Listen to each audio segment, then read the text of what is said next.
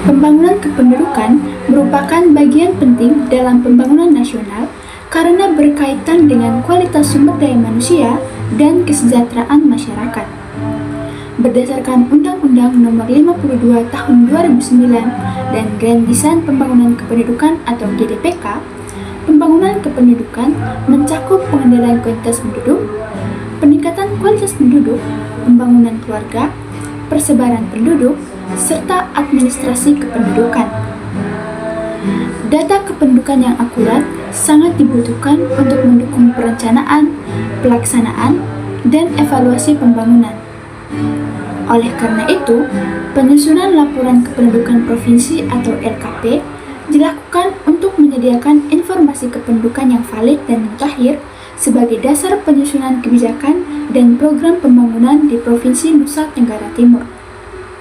Adapun tujuannya ialah yang pertama, untuk mengetahui gambaran kondisi kependudukan di setiap kabupaten kota secara menyeluruh berdasarkan seluruh pilar pembangunan kependudukan, dan yang kedua, untuk menjadi sarana monitoring dan evaluasi terhadap capaian pembangunan kependudukan secara berkala setiap tahun. Adapun manfaatnya ialah yang pertama, untuk menyediakan data, hasil analisis, serta interpretasi terkait masing-masing pilar pembangunan kependudukan. Dan yang kedua ialah menjadi pedoman bagi organisasi perangkat daerah atau OPD dan instansi terkait dalam menyusun rencana kerja pembangunan.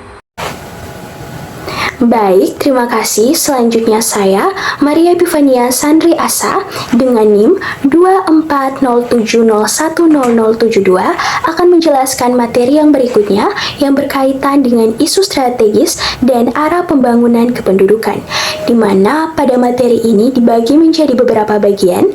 Bagian yang pertama yaitu isu strategis pembangunan kependudukan. Poin yang pertama yaitu laju pertumbuhan penduduk atau kita singkat dengan LPP.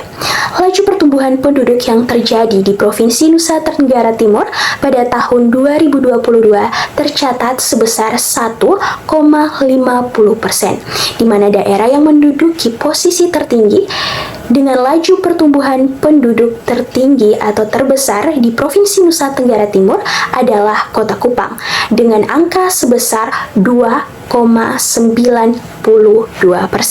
Sedangkan daerah yang memiliki laju pertumbuhan penduduk terendah di Provinsi Nusa Tenggara Timur adalah Kabupaten Timur Tengah Selatan dengan angka sebesar 0,52%. Tentunya tingginya laju pertumbuhan penduduk yang terjadi di Kota Kupang terjadi bukan tanpa alasan, di mana seperti yang kita ketahui bahwa Kota Kupang merupakan kota provinsi dari Nusa Tenggara Timur. Oleh karena hal tersebut yang kemudian menyebabkan berbagai faktor yang kemudian mempengaruhi terjadinya laju pertumbuhan penduduk yang tinggi seperti urbanisasi, kemudian fungsi kota yang dijadikan sebagai pusat pemerintahan, pendidikan, dan juga ekonomi. Sebaliknya, rendahnya angka laju pertumbuhan penduduk yang terjadi di Kabupaten Timur Tengah Selatan diduga disebabkan oleh tingginya angka migrasi penduduk ke daerah lain maupun ke luar negeri, atau yang biasa disebut sebagai pekerja migrasi Indonesia atau PMI, di mana kondisi ini tentunya menunjukkan adanya ketimpangan dalam persebaran penduduk antar wilayah di Provinsi Nusa Tenggara Timur. Selanjutnya, poin yang kedua yaitu total fertility rate atau rata-rata jumlah anak yang dilahirkan oleh wanita selama masa reproduksinya. Total fertility rate yang terjadi di Provinsi Nusa Tenggara Timur pada tahun 2022 tercatat sebesar 2,79%, di mana Kota Kupang memiliki total fertility rate terendah sebesar 2,43%. Sedangkan daerah dengan total fertility rate tertinggi adalah Kabupaten Sumba Barat dengan angka sebesar 3,14%, di mana total fertility rate yang masih tinggi ini menunjukkan bahwa rata-rata rata-rata jumlah anak yang dilahirkan dalam satu keluarga masih sekitar 3 sampai dengan 4 anak, bahkan lebih. Padahal target nasional berada di bawah 2,6% dan angka idealnya adalah 2,1%. Tingginya total fertility rate ini kemudian berpengaruh terhadap peningkatan jumlah penduduk dan menjadi tantangan dalam mencapai bonus demografi. Selanjutnya, poin yang ketiga yaitu dependency ratio atau angka ketergantungan dan bonus demografi, di mana dependency ratio dan bonus demografi yang terjadi di Provinsi Nusa Tenggara Timur berdasarkan long form sensus penduduk pada tahun 2022 sebesar 55,66. Artinya setiap 100 penduduk usia produktif mencakup sekitar 56 penduduk usia non-produktif. Kabupaten Sumba Barat Daya memiliki angka ketergantungan tertinggi sebesar 69,9, sedangkan Kota Kupang terendah sebesar 35,70. Tingginya angka ketergantungan menunjukkan bahwa Nusa Tenggara Timur belum mengalami bonus demografi karena jumlah penduduk usia produktif belum jauh lebih besar dibandingkan usia non-produktif. Selanjutnya, poin yang keempat adalah tingkat kemiskinan dan kemiskinan ekstrim, di mana Nusa Tenggara Timur menjadi provinsi dengan tingkat kemiskinan tertinggi di Indonesia pada tahun 2024, yaitu sebesar 19,48%. Penduduk miskin perlu kita ketahui sebagai penduduk dengan pengeluaran di bawah garis kemiskinan sebesar Rp550.458 per bulan. Selain itu, kemiskinan juga masih tinggi di Nusa Tenggara Timur, terutama di daerah terpencil dan wilayah perbatasan. Faktor penyebab utama meliputi kurangnya infrastruktur, akses pendidikan, pelayanan kesehatan, dan peluang ekonomi. Selanjutnya, poin yang kelima yaitu tingkat stunting atau TENKES, di mana stunting menjadi salah satu isu nasional yang juga menjadi perhatian serius di Provinsi Nusa Tenggara Timur. Berdasarkan data dari SKI tahun 2023, prevalensi stunting di Nusa Tenggara Timur mencapai 37,9%, meningkat dari 2,6% dibandingkan tahun 2022. Angka ini masih sangat jauh dari target nasional yaitu sebesar 14%, di mana sebagian besar kabupaten di Nusa Tenggara Timur mengalami peningkatan angka stunting. Kondisi ini menunjukkan bahwa masalah gizi dan kesehatan anak masih menjadi tantangan besar dalam pembangunan sumber daya manusia di Nusa Tenggara Timur.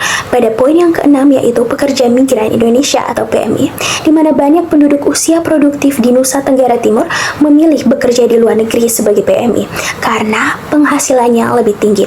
PMI memberikan manfaat ekonomi melalui pengiriman uang kepada keluarga dan juga devisa pada negara.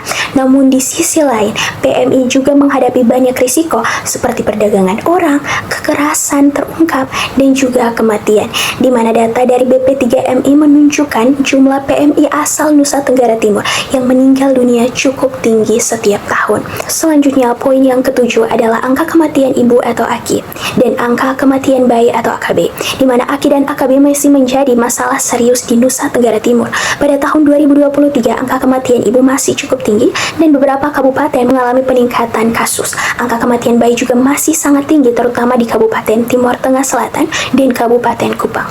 Hal ini menunjukkan bahwa pelayanan kesehatan ibu dan anak masih perlu ditingkatkan, terutama di daerah-daerah terpencil.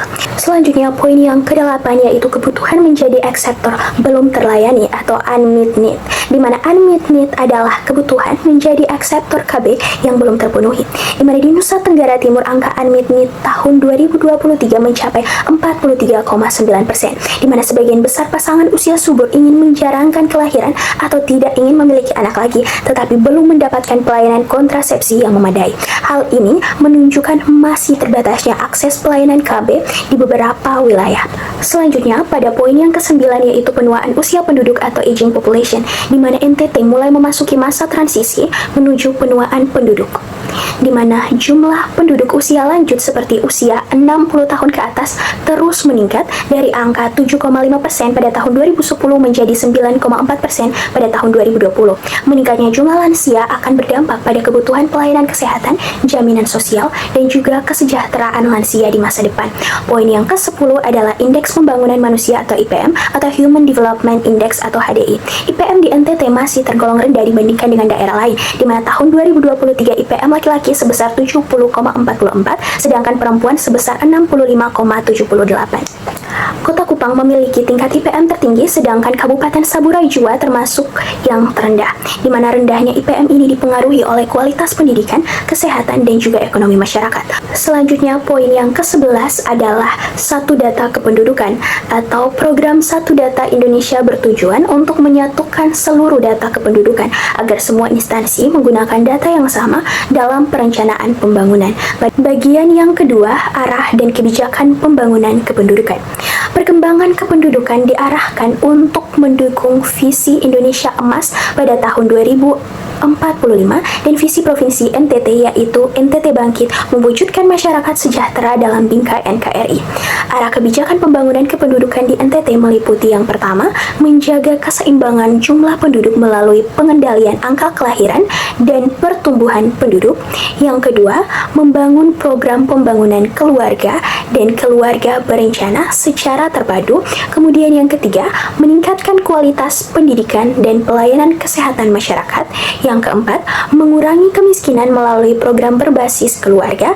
Yang kelima, mengurangi ketimpangan antar wilayah baik dari sisi kualitas maupun jumlah penduduk.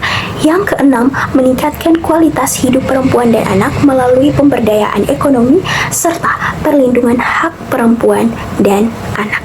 Terima kasih untuk waktu dan kesempatan telah diberikan kepada saya. Baik, pada kesempatan ini perkenalkan saya Carolina Mutiara. Di sini saya akan menjelaskan bagian kuantitas penduduk dan keluarga bencana, terlebih khusus di Provinsi Nusa Tenggara Timur. Baik, untuk yang pertama itu berkaitan dengan laju pertumbuhan penduduk NTT. Jadi, berbicara mengenai laju pertumbuhan penduduk, di mana ternyata di Nusa Tenggara Timur jumlah penduduk Provinsi NTT itu mengalami peningkatan atau terus meningkat dari beberapa tahun yang tercatat. Seperti di tahun 1990 itu terdapat 3,2 juta jiwa, kemudian mengalami peningkatan di tahun 2020 menjadi 5,33 juta jiwa. Nah, peningkatan jumlah penduduk ini tentunya dipengaruhi oleh beberapa faktor yang dimana tingkat kelahiran cenderung lebih tinggi dibandingkan tingkat kematian penduduk di Provinsi Nusa Tenggara Timur. Kemudian pertumbuhan penduduk dapat juga menjadi potensi pembangunan jika kualitas sumber daya manusianya itu baik di Provinsi Nusa Tenggara Timur. Misalnya, lapangan pekerjaan di Nusa Tenggara Timur tersedia dengan sangat banyak, kemudian kualitas pendidikan bisa terjamin, artinya semua orang bisa menempuh pendidikan.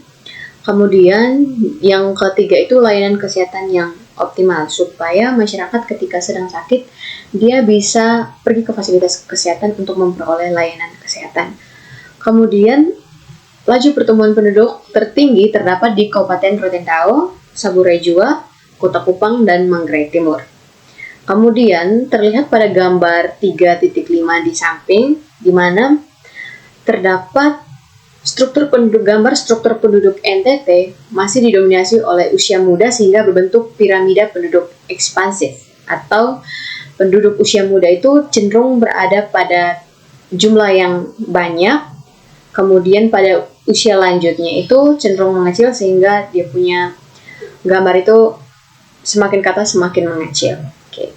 Kemudian yang kedua itu berkaitan dengan komposisi penduduk. Nah, berkaitan dengan komposisi penduduk itu berkaitan dengan rasio jenis kelamin, yang dimana penduduk Nusa Tenggara Timur di tahun 2020 mencapai 100 yang menunjukkan jumlah laki-laki dan perempuan relatif seimbang. Kemudian berdasarkan perhitungan jenis kelamin, ternyata kabupaten dengan jenis kelamin atau rasio jenis kelamin tertinggi itu terdapat di Kabupaten Saburai Jua, Rotendao, Sumba Timur, dan Sumba Tengah. Kemudian tercatat bahwa ternyata penduduk muda atau pada usia muda jumlah laki-laki itu lebih banyak, sedangkan pada usia lanjutnya jumlah perempuan lebih banyak. Nah, kondisi ini tentunya menunjukkan bahwa perempuan itu dia memiliki angka harapan hidup lebih tinggi jika dibandingkan dengan laki-laki, karena tercatat bahwa di usia lanjut jumlah perempuan itu lebih tinggi dibandingkan dengan jumlah laki-laki. Kemudian dilanjutkan dengan penduduk usia muda dan bonus demografi di Provinsi Nusa Tenggara Timur. Nah, berkaitan dengan hal ini, jumlah penduduk usia muda Provinsi Nusa Tenggara Timur di tahun 2020 itu mencapai 1,73 juta jiwa dan didominasi oleh penduduk laki-laki. Jadi penduduk laki-laki cenderung lebih tinggi dibanding penduduk perempuan. Nah, persentase penduduk usia produktif di tahun 2010 itu mencapai 57,73%, yang dia mengalami peningkatan di tahun 2020 dari 57 dia meningkat menjadi 69,4%. Kemudian, rasio ketergantungan ini menurun menjadi 55,21 yang menunjukkan peluang menuju bonus demografi. Nah, dari beberapa data ternyata ditemukan bahwa Kota Kupang, Kabupaten Kupang, dan Kabupaten Ende mulai memasuki fase bonus demografi. Nah, bonus demografi ini dapat dimanfaatkan apabila kualitas sumber daya manusia di daerah tersebut atau di beberapa daerah ini dapat untuk dikembangkan selalu, misalnya pendidikan atau sektor pendidikannya itu terus diperhatikan supaya penduduknya bisa memperoleh pendidikan yang layak, bisa membangun sekolah-sekolah sehingga masyarakat tidak ada yang tidak bersekolah. Kemudian lapangan kerja ditingkatkan. Lapangan kerja tentunya ketika banyak lapangan pekerjaan dibuka, ini akan bisa membantu peluang peningkatan ekonomi di beberapa daerah tersebut. Nah, kemudian yang keempat itu berkaitan dengan penduduk lanjut usia. Nah, berkaitan dengan hal ini, persentase lansia meningkat di tahun 1990 itu tercatat 63%. Nah, ketika melewati beberapa tahun, tercatat di tahun 2020 itu dia mengalami peningkatan sebesar 9,4%. Nah, jumlah lansia di tahun 2020 mencapai 381.168 juta jiwa. Nah, ternyata ada beberapa daerah yang tercatat dengan yang beberapa daerah tersebut dia memasuki geng population, itu ada daerah Rotendao, Ngada, Ende, dan juga Flores Timur. Nah, ketika mengalami hal seperti ini, tentunya di sini membutuhkan peran dari pemerintah, yang dimana pemerintah harus perlu meningkatkan pelayanan kesehatan, terutama untuk lansia, untuk memperhatikan kondisi kesehatan lansia di beberapa daerah tersebut, dan bagaimana pemerintah mengupayakan beberapa hal tentunya yang bertujuan untuk mensejahterakan lansia. Yang berikutnya itu berkaitan dengan fertilitas. Nah, TVR NTT itu menurun dari 3,82 di tahun 2010 menjadi 2,70 di tahun 2023. Namun, ketika dibandingkan ternyata total fertility rate NTT itu masih sangat lebih tinggi jika dibandingkan dengan rata-rata nasional. Kemudian TVR tertinggi itu terdapat di Sumba Barat, Daya, Sumba Tengah, dan Sapura Jua. Kemudian yang berikutnya itu berkaitan dengan keluarga berencana atau KB. Nah, cakupan CPR tahun 1994 itu sebesar 32,6%, yang meningkat hingga 41,35% di tahun 2023. Nah, masyarakat lebih banyak menggunakan kontrasepsi modern jika dibandingkan dengan kontrasepsi tradisional. Nah, ketika penggunaan KB modern ternyata dicatat sebesar 40,68% pada tahun 2023. Penggunaan KB tradisional itu sangat rendah, itu sekitar 0,67 sampai 0,70%. Nah, tingkat putus pakai kontrasepsi tahun 2022 itu mencapai 20,1% yang menurun menjadi 12,21 di tahun 2023. Intinya bahwa penduduk Provinsi NTT itu lebih banyak menggunakan kontrasepsi modern ketimbang kontrasepsi tradisional. Yang berikutnya itu berkaitan dengan kualitas penduduk dan pembangunan manusia di Provinsi Nusa Tenggara Timur. Yang pertama itu berkaitan dengan pembangunan manusia. Berkaitan dengan hal ini, indeks pembangunan manusia di NTT itu dari beberapa tahun, mulai di tahun 2021 hingga di tahun 2023 itu dia terus mengalami peningkatan. Kemudian ternyata ketika ditelusuri, indeks pembangunan laki-laki itu dia berada cenderung lebih tinggi jika dibandingkan dengan perempuan. Kemudian daerah IPM tertinggi itu ada di Kota Kupang, sedangkan daerah terendah itu ada di Kabupaten Sapura Jua. Kemudian daerah-daerah lain atau kabupaten-kabupaten lain di Provinsi Nusa Tenggara Timur itu mereka ada pada tingkatan IPM masih dalam kategori sedang. Kemudian yang kedua itu berkaitan dengan kualitas pendidikan. Yang pertama itu rata-rata lama sekolah atau RLS. Nah, RLS di NTT di tahun 2022 itu terus mengalami peningkatan hingga di tahun 2023. Kemudian, namun walaupun NTT mengalami peningkatan jika dibandingkan dengan tingkat nasional, NTT ini masih berada jauh atau masih sangat tertinggal jika dibandingkan dengan Indonesia keseluruhannya. Kemudian, daerah Kota Kupang itu memiliki RLS tertinggi yaitu 11,62, sedangkan Sumba Barat Daya terendah itu sebesar 6,338 atau tingkatan pendidikan terakhirnya itu setara SD atau SMP. Kemudian yang ke B itu berkaitan dengan angka partisipasi sekolah.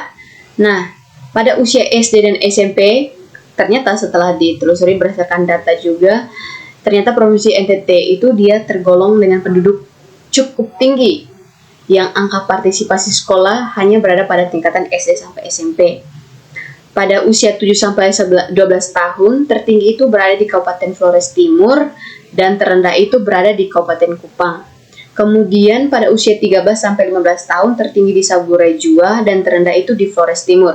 Sementara usia 16-18 tahun, tertinggi di Kota Kupang dan terendah di Kabupaten Belu. Rendahnya APS SMA menunjukkan masih banyak anak usia sekolah yang tidak melanjutkan pendidikan. Nah, berkaitan dengan berapa besar data atau angka yang diperoleh dari setiap daerah tersebut dapat kita lihat pada gambar yang sudah disediakan atau pada tabel. Kemudian yang ketiga itu berkaitan dengan pendidikan tertinggi yang ditamatkan. Nah, sebagian besar penduduk Nusa Tenggara Timur hanya menamatkan pendidikan SD atau pendidikan terakhirnya itu hanya berakhir pada jenjang SD. Itu sebesar 30,43%. Nah, penduduk yang menempuh pendidikan tinggi itu masih sangat sedikit.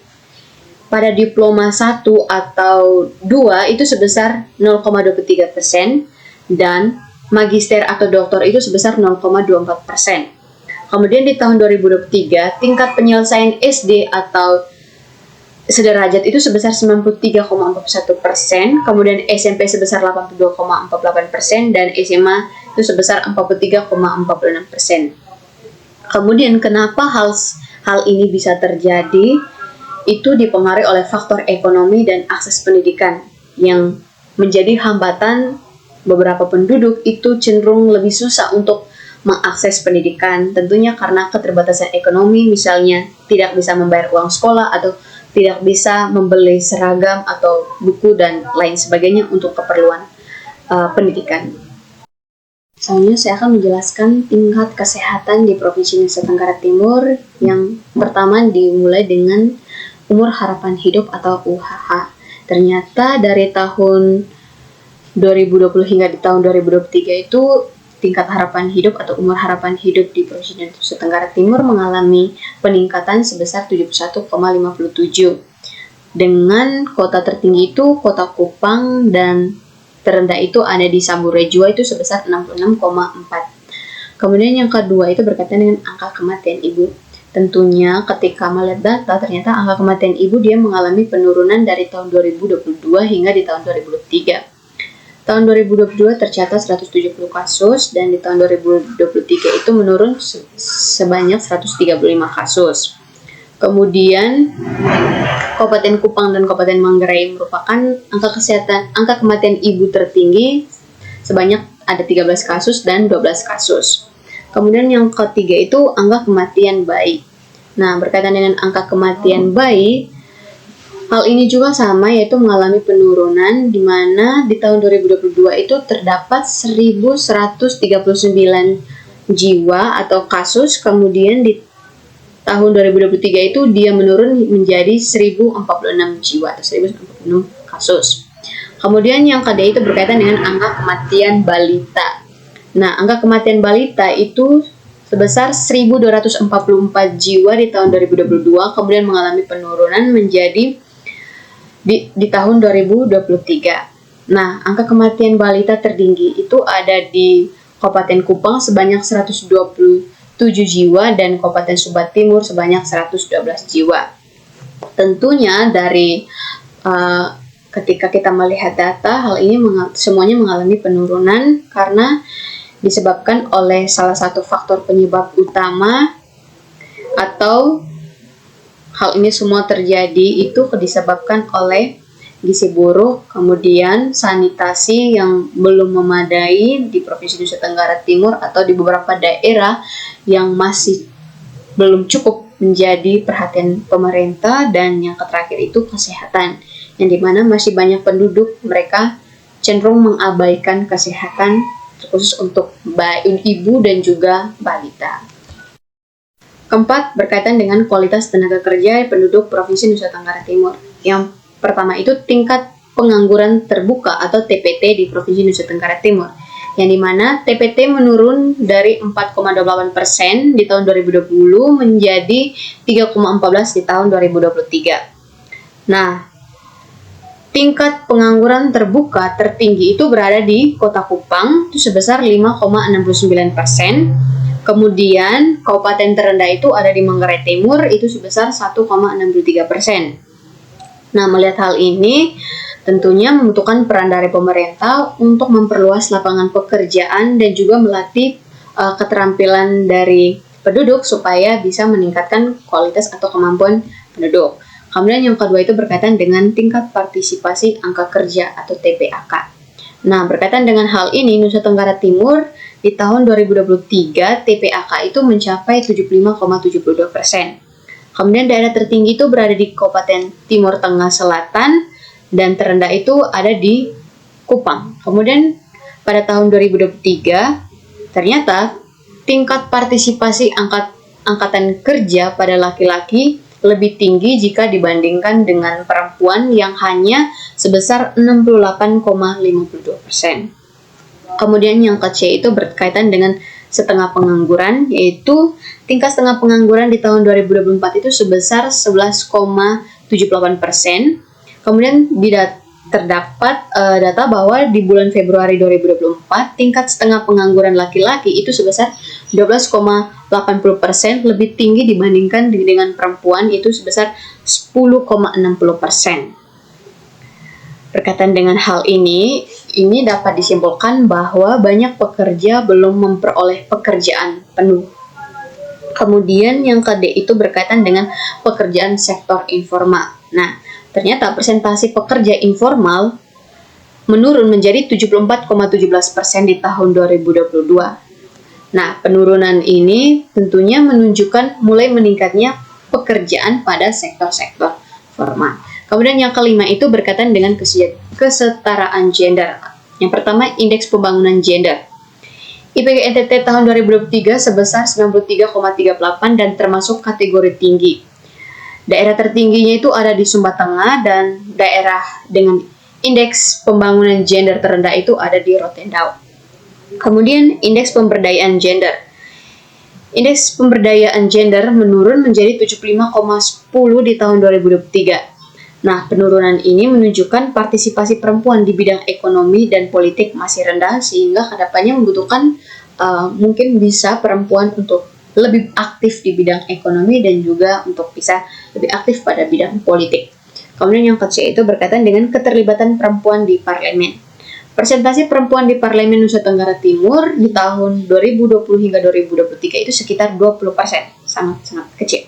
Angka ini masih di bawah target nasional, kalau target nasionalnya itu 30%, sementara NTT tadi hanya di 20%. Kemudian Kabupaten Belu itu memiliki keterwakilan perempuan tertinggi itu sebesar 23,33%, sedangkan beberapa daerah seperti Nagekeo, Rotendao, dan Ngada belum memiliki keterwakilan perempuan.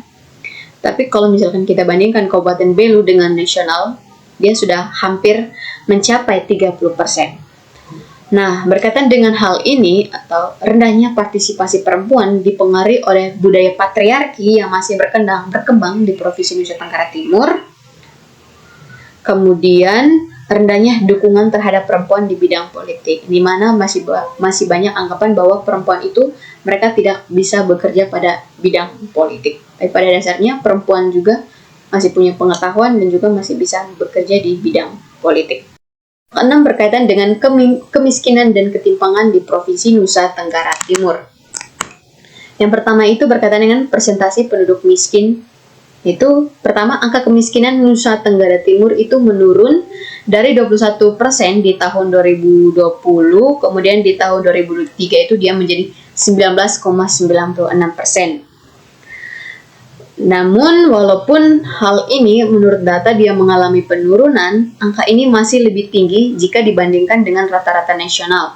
Rata-rata nasional itu sebesar 9,54%. Kemudian, Kabupaten Sumba Tengah memiliki tingkat kemiskinan tertinggi itu sebesar 31,78%, sedangkan Kota Kupang itu terendah sebesar 8,61%. Nah, penurunan kemiskinan ini tentunya dipengaruhi oleh pertumbuhan ekonomi dan program bantuan pemerintah, namun kesenjangan antara wilayah juga masih sangat tinggi, di mana kadang kehidupan di kota itu lebih cenderung diperhatikan ketimbang mereka-mereka yang tinggal di daerah atau tempat-tempat terpencil. Kemudian yang terakhir itu berkaitan dengan rasio Gini. Nah, rasio Gini Nusa Tenggara Timur itu meningkat dari 0,351 di tahun 2018 itu menjadi 0,356 di tahun 2019. Lalu sedikit menurun menjadi 0,354 di tahun 2020. Dalam hal ini setiap tahun dia mengalami sedikit demi sedikit penurunan. Nah, angka ini menunjukkan ketimpangan pendapat masyarakat masih terjadi di beberapa daerah. Kemudian, Kabupaten Rotendao memiliki rasio Gini tertinggi sebesar 0,400, sedangkan Manggarai Timur terendah sebesar 0,254. Nah, ketimpangan ini tentunya dipengaruhi oleh perbedaan akses pendidikan, kemudian pekerjaan, dan pembangunan antar wilayah. Baik, yang selanjutnya adalah pembangunan keluarga. Pembangunan keluarga merupakan upaya untuk mewujudkan keluarga yang berkualitas dan hidup dalam lingkungan yang sehat. Keluarga berkualitas adalah keluarga yang dibentuk berdasarkan perkawinan yang sah, serta memiliki ciri sejahtera, sehat, mandiri, harmonis, dan bertanggung jawab, serta bertakwa kepada Tuhan Yang Maha Esa. Indeks pembangunan keluarga atau IBANGA dengan melihat 3 dimensi utama, yaitu kebahagiaan, kemandirian, serta ketentraman. Yang pertama, dimensi ketentraman, yaitu kondisi keluarga yang memiliki rasa aman, tenang, dan hubungan keluarga yang harmonis. Yang kedua, dimensi kemandirian, yaitu kemampuan keluarga memenuhi kebutuhan hidup tanpa bergantung kepada orang lain. Ketiga, dimensi kebahagiaan. Dimensi kebahagiaan yaitu ketika kondisi keluarga memiliki rasa sayang, penerimaan terhadap kondisi keluarga dan lingkungan, serta kemampuan berinteraksi sosial dengan baik. Secara nasional, target IBANGA pada tahun 2022 itu sebesar 57. Berdasarkan data Direktorat Analisis Dampak Kependudukan tahun 2023, capaian nasional IBANGA itu sebesar 56,7. Tahun 2023, capaian IBANGA di Provinsi Nusa Tenggara Timur itu menunjukkan adanya peningkatan. Akumulasi capaian IBANGA menempatkan Provinsi Nusa Tenggara Timur pada angka indeks sebesar 56,66. Ini melebihi target dari BKKBN tahun 2023 yaitu sebesar 56,29. Maka terjadi peningkatan sekitar 0,3 poin. Kondisi ini tuh menunjukkan bahwa adanya perkembangan positif dalam pembangunan keluarga di NTT, meskipun masih diperlukan upaya lanjutan untuk mengidentifikasi isu-isu strategis serta menyusun program yang tepat guna meningkatkan kualitas keluarga di setiap daerah, karena Provinsi Nusa Tenggara Timur itu masih rendah bila dibandingkan dengan provinsi lainnya. 2. Ketahanan balita dan anak. A. Prevalensi stunting. Stunting merupakan gangguan pertumbuhan dan perkembangan anak akibat kekurangan gizi kronis dan infeksi berulang yang ditandai dengan tinggi badan di bawah standar usia. Berdasarkan hasil dari Survei Kesehatan Indonesia tahun 2023, prevalensi stunting di Provinsi Nusa Tenggara Timur mencapai 37,9%, yang menunjukkan tertinggi di Indonesia dan berada di atas target rata-rata nasional yaitu sebesar 21,15%.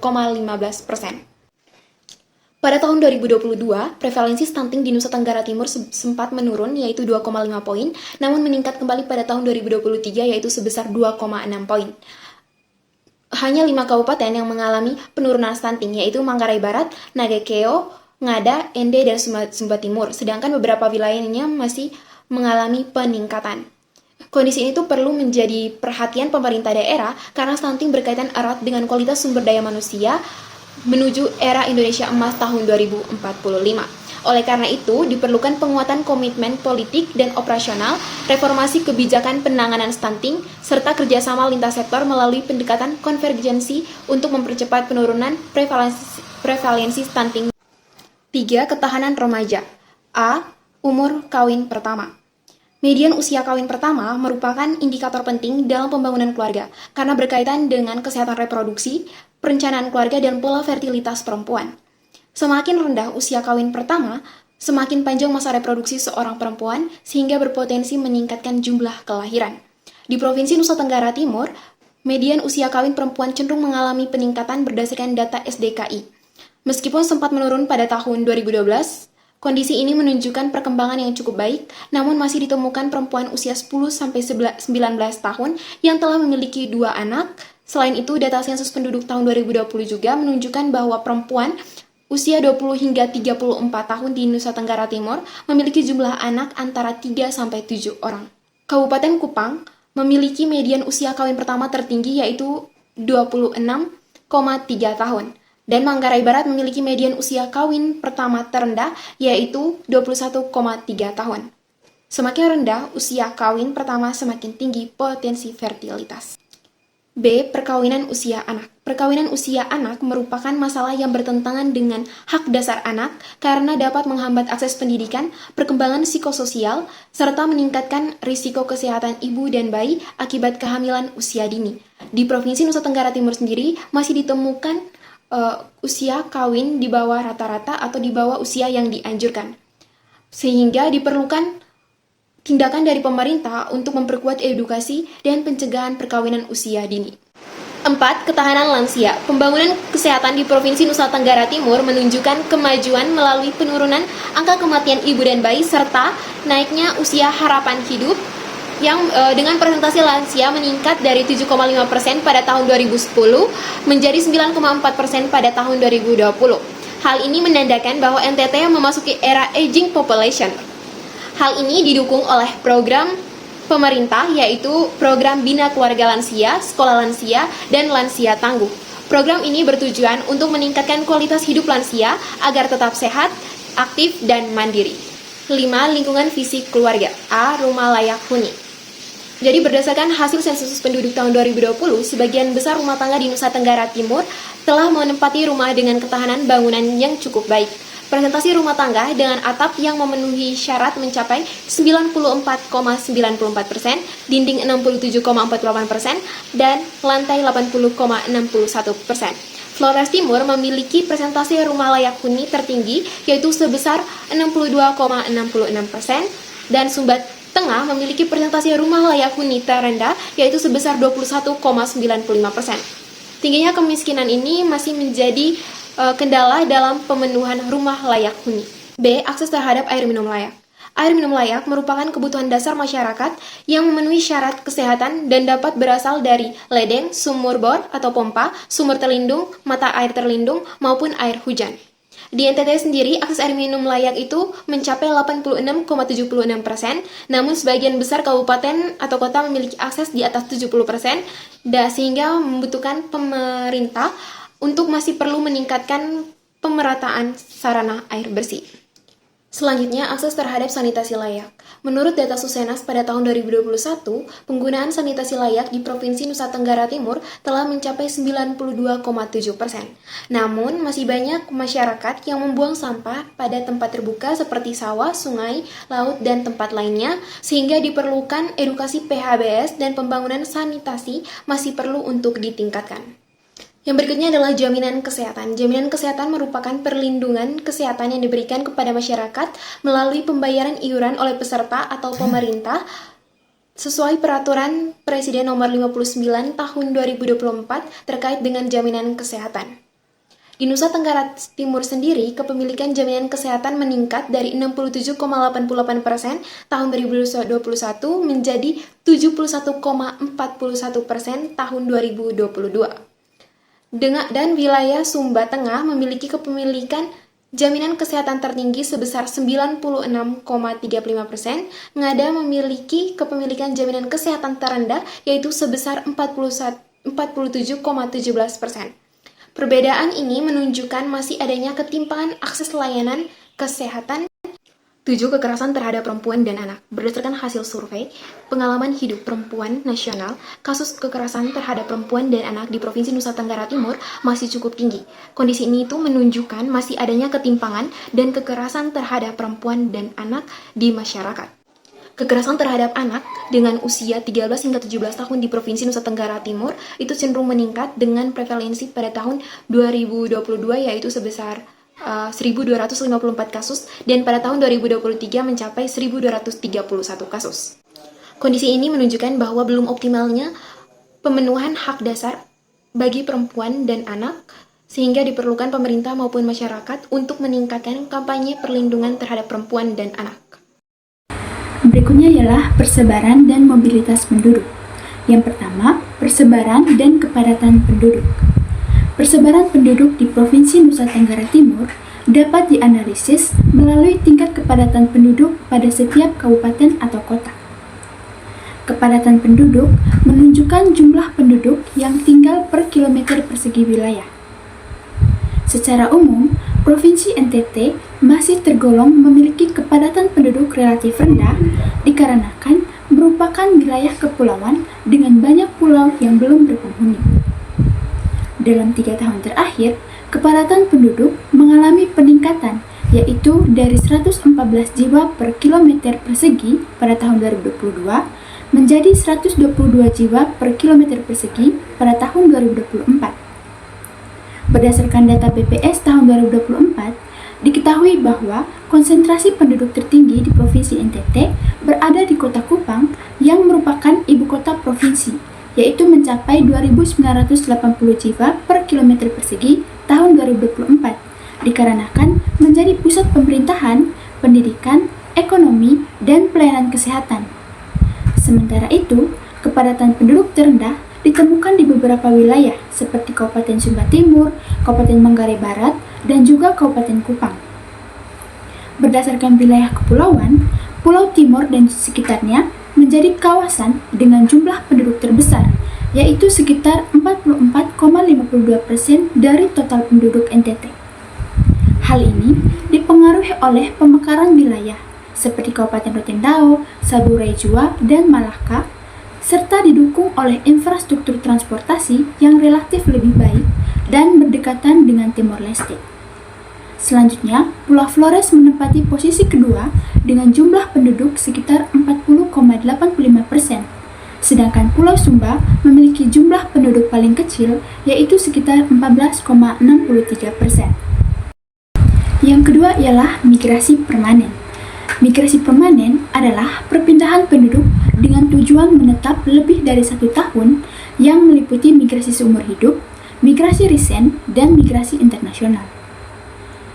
Kita bahas dari migrasi semasa hidup atau migrasi seumur hidup, di mana migrasi semasa hidup atau migrasi seumur hidup merupakan perpindahan penduduk yang ditandai dengan perbedaan antar tempat kelahiran dan tempat tinggal saat pencatatan dengan kecenderungan untuk menetap di suatu wilayah namun berdomisili di wilayah lain.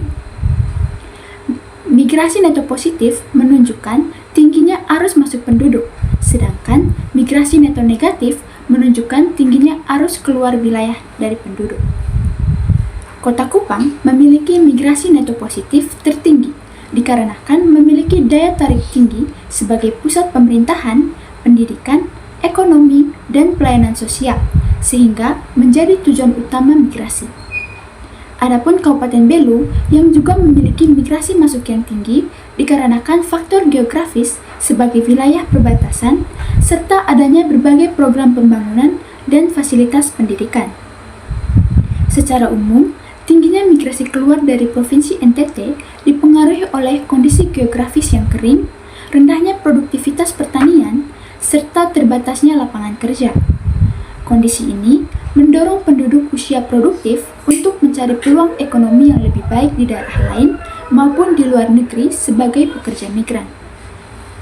Berikutnya ialah migrasi risen, yaitu perpindahan penduduk yang terjadi dalam kurun waktu 5 tahun terakhir yang ditandai dengan perbedaan tempat tinggal antara saat sensus dan juga 5 tahun sebelumnya.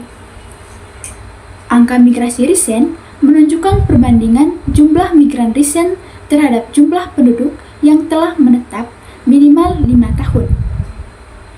Data tahun 2022 menunjukkan bahwa Kabupaten Sika memiliki migrasi risen neto positif tertinggi yang diikuti oleh Kabupaten Flores Timur. Sebaliknya, Kabupaten Kupang dan juga Kabupaten Malaka mengalami migrasi recent tertinggi. Tingginya migrasi masuk di Kabupaten Sika dan juga Flores Timur dipengaruhi oleh faktor geografis dan juga aksesibilitas, di mana Kabupaten Sika itu memiliki wilayah yang relatif datar serta posisi strategis di Pulau Flores. Didukung juga oleh keberadaan bandar udara dan pelabuhan laut yang memudahkan mobilitas penduduk.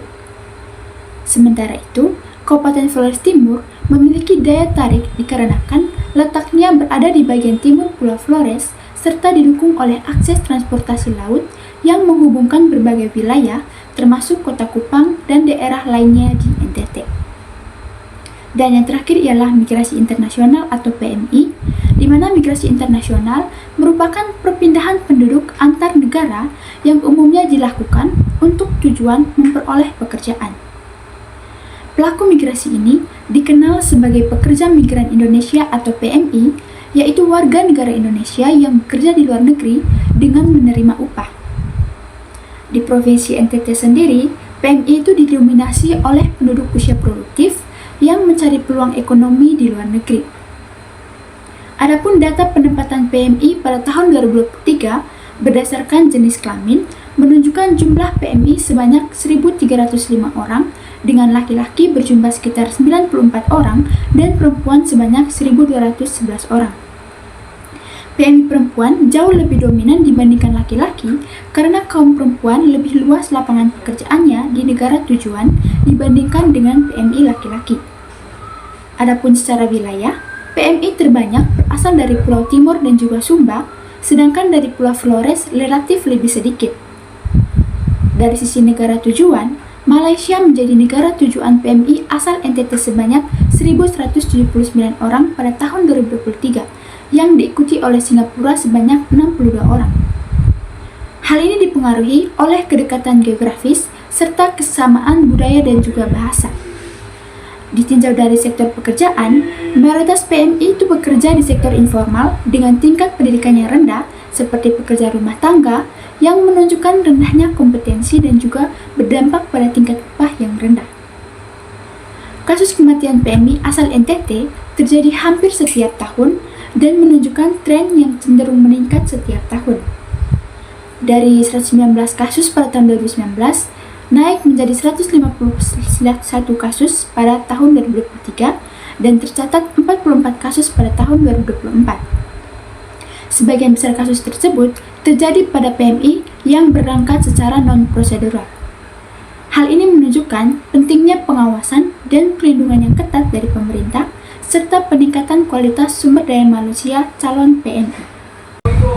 Yang ketiga ialah migrasi non-permanen.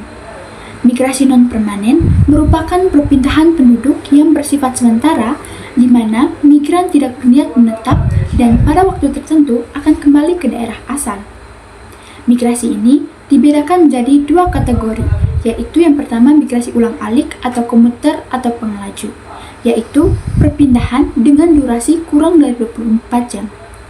Migrasi ini umumnya dilakukan oleh pekerjaan yang berangkat dan juga kembali pada hari yang sama.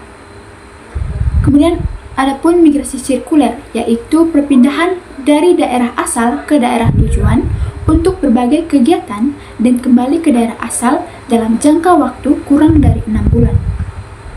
Berdasarkan data BP3MI tahun 2023, migrasi non-permanen antar daerah yang dikenal sebagai migrasi keluar antar daerah atau AKAD pada Provinsi NTT itu menunjukkan tren peningkatan, yaitu dari 1.010 orang pada tahun 2021 menjadi 1.028 orang pada tahun 2022 dan meningkat secara signifikan menjadi 1.204 orang pada tahun 2003 dikarenakan pengaruh oleh berakhirnya pandemi COVID-19 yang sebelumnya membatasi mobilitas penduduk.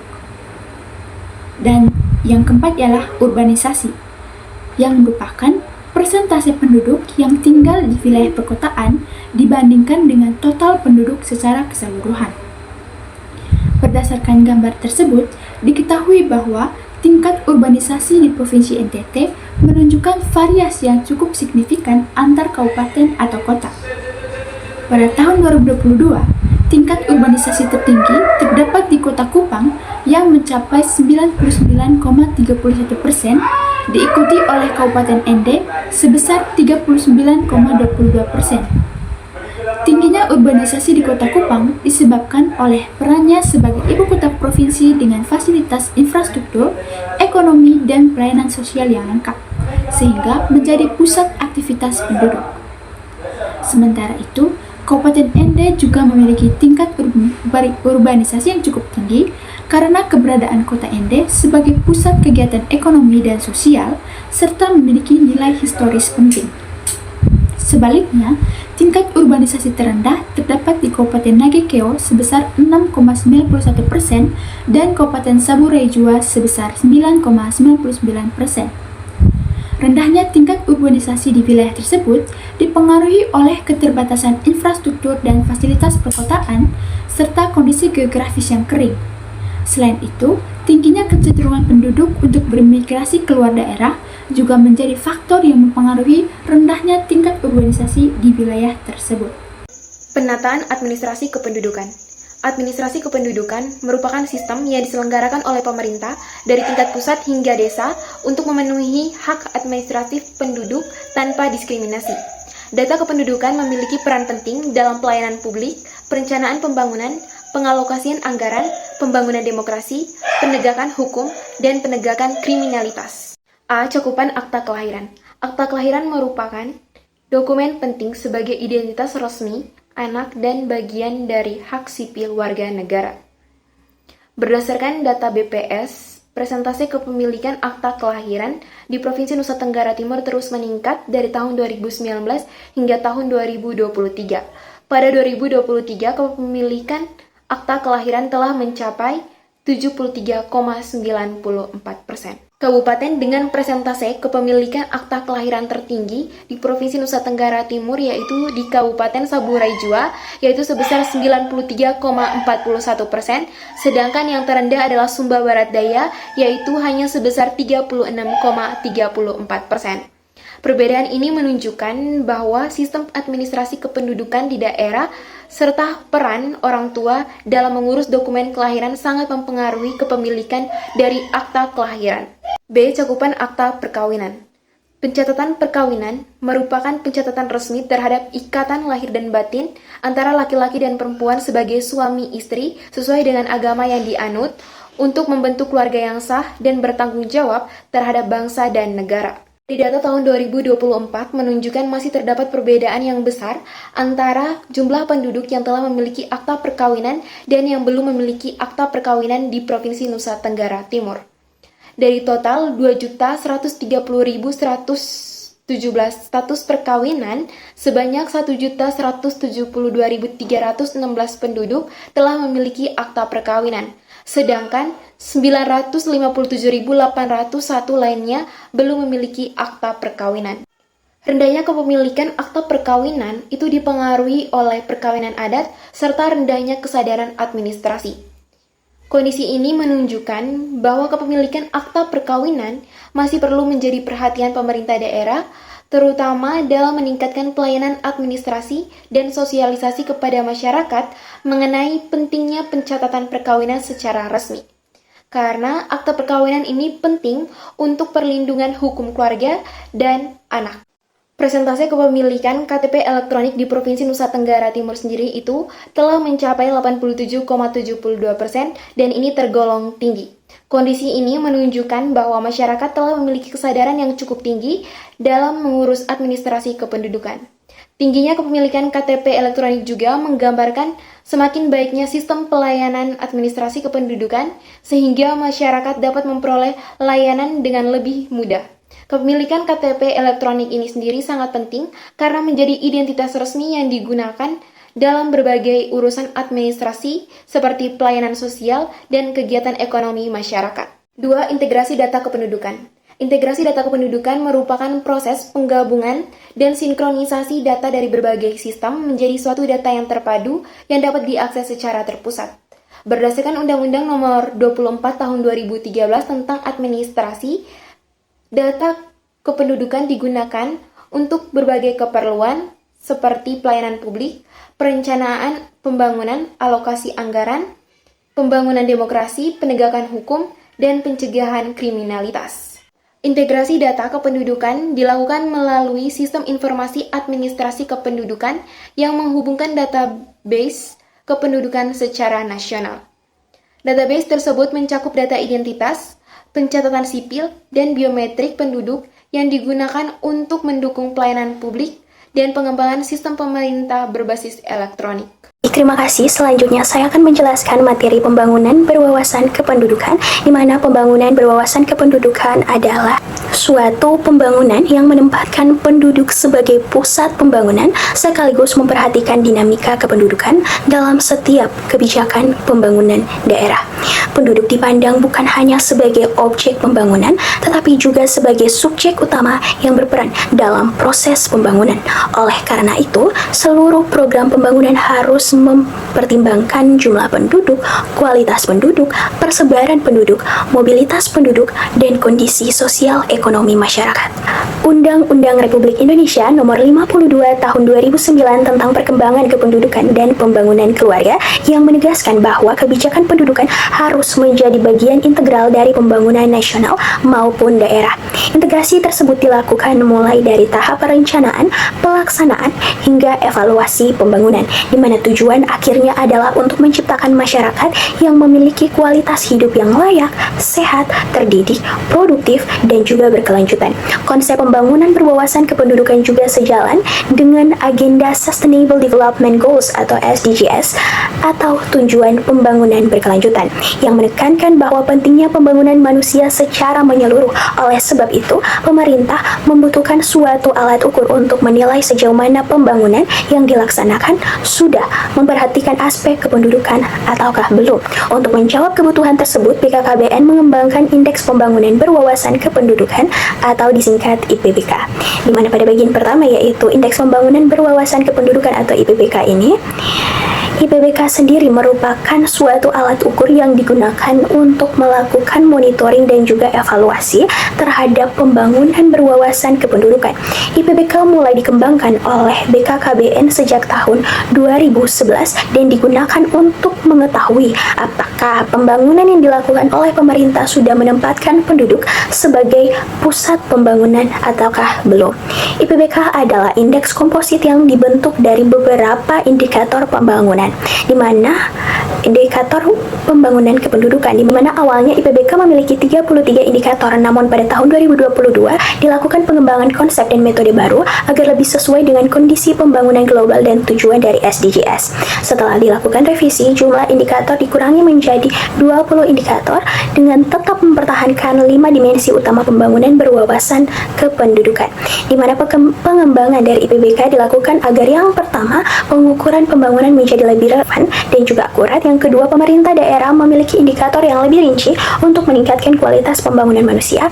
Yang ketiga, pembangunan lebih berorientasi pada kesejahteraan masyarakat. Yang keempat, integrasi isu kependudukan dalam pembangunan dapat berjalan lebih baik, di mana IPBK juga dikembangkan sebagai elaborasi dari Indeks Pembangunan Manusia atau IPM.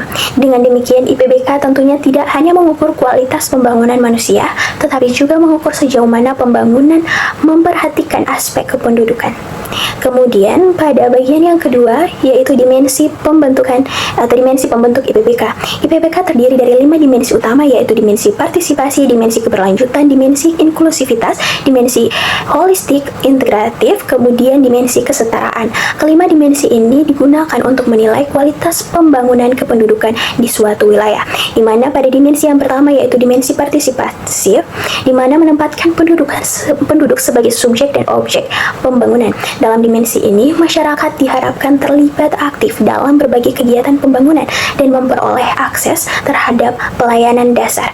Indikator dari dimensi partisipasi ini meliputi jaminan kesehatan, kemudian contraceptive prevalence rate atau CPR, kemudian angka partisipasi sekolah tingkat SLTA, tingkat partisipasi angkatan kerja atau TPAK, usia 20 sampai dengan 64 tahun. Melalui indikator tersebut dapat diketahui sejauh mana masyarakat memperoleh akses terhadap pendidikan, kesehatan, pelayanan KB, dan juga penempatan kerja. Kemudian dimensi keberlanjutan, di mana dimensi keberlanjutan itu menekankan bahwa pembangunan harus memperhatikan keberlanjutan lingkungan dan kualitas hidup masyarakat di masa depan. Pembangunan tentunya tidak hanya berfokus pada pertumbuhan ekonomi, tetapi juga pada kesejahteraan masyarakat secara jangka panjang. Indikator dari dimensi keberlanjutan meliputi yang pertama, rumah layak huni, akses terhadap sumber air minum yang bersih, sanitasi yang layak, di mana dimensi ini itu menunjukkan bahwa kualitas lingkungan tempat tinggal itu sangat mempengaruhi kualitas hidup penduduk. Kemudian pada dimensi yang ketiga yaitu dimensi inklusivitas, di mana dimensi ini menekankan keberpihakan pemerintah kepada kelompok masyarakat yang miskin dan juga rentan agar memperoleh kesempatan yang sama dalam pembangunan.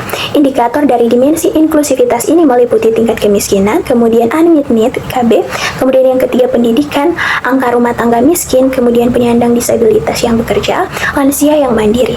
Di mana dimensi ini menunjukkan bahwa pembangunan itu harus menjangkau seluruh lapisan masyarakat tanpa adanya diskriminasi. Kemudian dimensi yang berikut adalah dimensi holistik integratif, di mana dimensi ini menekankan akan pentingnya pembangunan yang dilakukan secara menyeluruh dan terpadu. Pembangunan harus memperhatikan hubungan antar sektor dan juga kelompok sasaran pembangunan. Indikator dimensi holistik integratif ini meliputi yang pertama stunting, akses informasi, perkawinan usia dini, akses transportasi umum, dan kemudian kepemilikan akta lahir balita, di mana dimensi ini penting sekali karena masalah kependudukan tidak dapat diselesaikan hanya oleh satu sektor saja, tetapi membutuhkan kerjasama lintas sektor. Kemudian dimensi yang berikut adalah dimensi kesetaraan, di mana dimensi ini menekankan bahwa pembangunan itu harus dilaksanakan berdasarkan sikap secara adil tanpa diskriminasi terhadap kelompok tertentu. Indikator dimensi kesetaraan meliputi kesetaraan jabatan, prevalensi kekerasan, kesenjangan pendapatan. Kemudian dimensi ini itu tentunya bertujuan untuk menciptakan pembangunan yang memberikan kesempatan yang sama dan menyeluruh bagi seluruh masyarakat. Pada bagian yang ketiga, metode perhitungan IPBK. Dalam IPBK, setiap indikator memiliki nilai minimum dan juga maksimum yang distandarisasi menggunakan rumus tertentu. Setelah itu dilakukan perhitungan pada masing-masing dimensi, dan selanjutnya nilai seluruh dari dimensi yang dihitung itu kemudian menggunakan rata-rata geometrik untuk memperoleh nilai IPBK secara keseluruhan. Indikator dalam IPBK ini memiliki arah positif dan juga negatif, di mana pada indikator yang positif itu menunjukkan bahwa semakin tinggi nilainya maka kondisi semakin baik, sedangkan indikator yang negatif menunjukkan bahwa semakin tinggi nilainya itu maka kondisinya akan semakin buruk, di mana kita bisa melihat pada tabel di samping ini menunjukkan bahwa klasifikasi status pembangunan berwawasan kependudukan berdasarkan nilai IPBK, di mana semakin tinggi nilai IPBK tentunya maka semakin baik kualitas pembangunan kependudukan dari suatu daerah. Kemudian pada bagian yang keempat, capaian IPBK Provinsi Nusa Tenggara Timur. Capaian IPBK Provinsi NTT dari tahun 2019 sampai 2023 tentunya menunjukkan tren yang meningkat walaupun masih berada di bawah capaian nasional.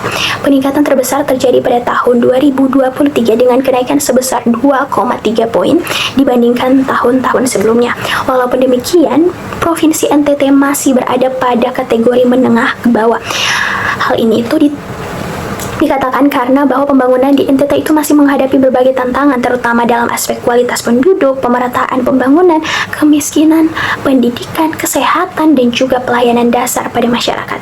Pemerintah daerah tentunya perlu mengintegrasikan isu kependudukan ke dalam perencanaan pembangunan, kemudian pelaksanaan program pembangunan, kemudian yang ketiga monitoring dan juga evaluasi pembangunan daerah, karena dengan demikian tentunya seluruh dimensi IPBK yang sudah kita jelaskan tadi itu dapat meningkat secara seimbang. Kemudian bagian yang kelima, indeks kepedulian terhadap isu kependudukan atau IKIK, di mana selain IPBK, pembangunan kependudukan itu juga diukur menggunakan indeks kepedulian terhadap isu kependudukan atau IKIK, digunakan untuk mengukur tingkat perhatian pemerintah dan juga masyarakat terhadap berbagai persoalan kependudukan di suatu wilayah, di mana IKIK ini terdiri atas 4 dimensi utama, yaitu yang pertama kuantitas penduduk, yang kedua kualitas penduduk, yang ketiga mobilitas penduduk, yang keempat lingkungan. Berdasarkan gambar yang kita bisa lihat pada slide ini, bahwa dimensi kualitas memiliki nilai tertinggi yaitu 43,37, di mana dinamika lingkungan memiliki nilai terendah yaitu 29,48. Hal ini tentunya menunjukkan bahwa perhatian terhadap isu lingkungan dan juga mobilitas penduduk di NTT masih sangat perlu untuk ditingkatkan. Berikutnya, saya Jenny Tristaneo dengan NIM 2407010061 akan menjelaskan terkait rekomendasi kebijakan pembangunan kependudukan. Nah, rekomendasi dari setiap indikator kependudukan terdiri dari beberapa hal penting, yaitu yang pertama, kuantitas penduduk dan keluarga berencana atau yang dikenal dengan KB. Nah, pengendalian kuantitas ini dilakukan guna mencapai dan menjaga penduduk untuk tumbuh secara seimbang antara penduduk usia produktif dengan kapasitas fisikal melalui adanya pengaturan tingkat kelahiran menuju replacement level of fertility dengan memperhatikan karakteristik dari wilayah yang dituju. Nah, Provinsi Nusa Tenggara Timur dengan kondisi replacement level yang masih rendah dan jauh dari harapan tetap mengupayakan adanya penurunan terhadap TFR dengan pelayanan yang menjangkau seluruh lapisan masyarakat guna memastikan pemenuhan kelompok unmet need yang memerlukan layanan kontrasepsi. Kemudian yang kedua berkaitan dengan kualitas penduduk dan pembangunan manusia. Nah, secara spasial terdapat 20 kabupaten yang berada pada kategori IPM sedang dengan skala yaitu sekitar 60 hingga 70 dan satu kabupaten yang berada pada kategori IPM rendah dengan skala kurang dari 60. Nah, sehingga diperlukan adanya upaya untuk meningkatkan kualitas penduduk sebagai sumber daya pembangunan baik melalui sektor kesehatan, pendidikan maupun ekonomi, agar dapat memberikan dampak yang positif terhadap peningkatan partisipasi masyarakat atau penduduk dalam pembangunan manusia di Provinsi Nusa Tenggara Timur. Nah, oleh karena itu, pemerintah perlu untuk memberikan peningkatan distribusi anggaran daerah guna mendukung adanya pembangunan pada sektor ekonomi agar pengeluaran per kapitanya dan PDB itu mengalami peningkatan juga sehingga dapat meningkatkan kualitas pembangunan manusia di Provinsi Nusa Tenggara Timur.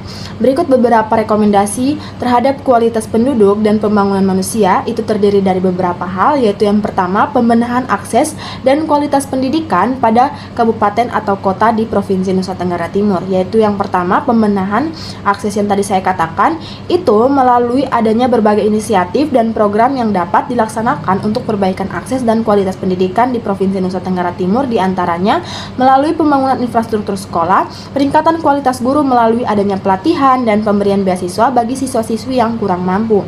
Nah, dengan harapannya akan membawa perubahan positif bagi kondisi sekolah. Kemudian pada pendidikan juga secara menyeluruh sehingga dapat meningkatkan rata-rata lama sekolah atau yang dikenal dengan RLS. Nah, yang tentunya pada Indonesia ini masih setara dengan pendidikan SLTP dan angka partisipasi sekolah pada penduduk usia 16 hingga 18 tahun. Selain itu, perlu adanya kesadaran dari masing-masing orang tua siswa-siswi. Kemudian yang kedua ialah pemberian perhatian secara serius dari pemerintah dalam memperbaiki tingkat kesehatan di Provinsi Nusa Tenggara Timur yang harus terus dilakukan secara berkelanjutan.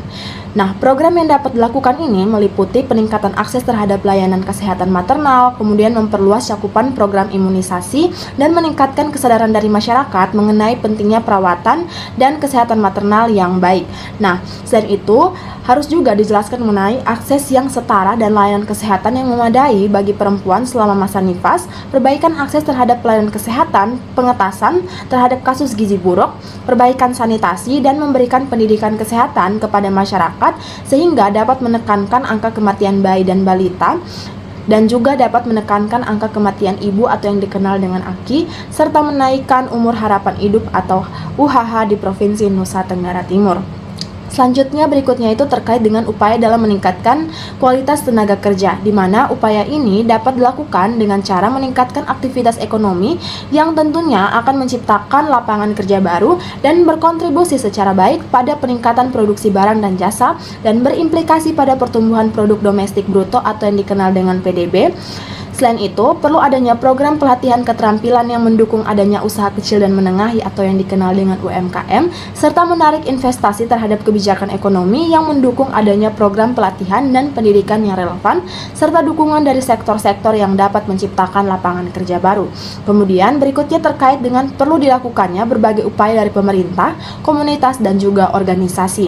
Nah, hal yang dimaksud ini yaitu strategi yang harus diterapkan, diantaranya peningkatan partisipasi dari pihak hak politik, kemudian peningkatkan kesempatan ekonomi, memastikan kendali sumber daya ekonomi, dan menginterpretasikan pendidikan gender dalam kurikulum di sekolah sebagai edukasi tentang kesadaran gender untuk menghilangkan ketimpangan atau stigma gender sehingga perempuan mendapatkan akses yang sama dalam berpartisipasi secara aktif dalam pembangunan masing-masing wilayah di kabupaten atau kota.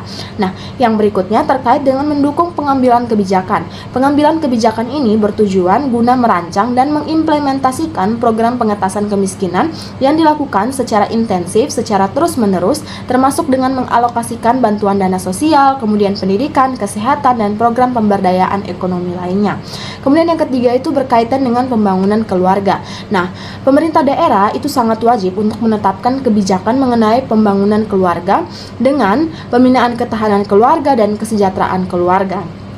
Hal ini meliputi beberapa hal, yaitu peningkatan kualitas anak, remaja, dan penduduk usia produktif serta lansia, pemberdayaan keluarga rentan, kemudian peningkatan kualitas lingkungan keluarga, serta peningkatan akses dan peluang ekonomi keluarga. Kemudian yang keempat berkaitan dengan persebaran dan mobilitas penduduk.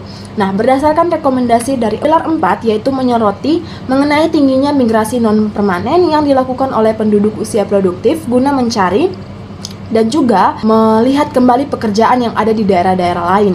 Kondisi ini menandakan bahwa masih kurangnya lapangan kerja dan peluang usaha di daerah asal. Hal ini mengakibatkan suatu daerah itu dapat berisiko untuk kehilangan peluang bonus demografi dikarenakan banyak tenaga produktif yang berpindah keluar daerah tersebut.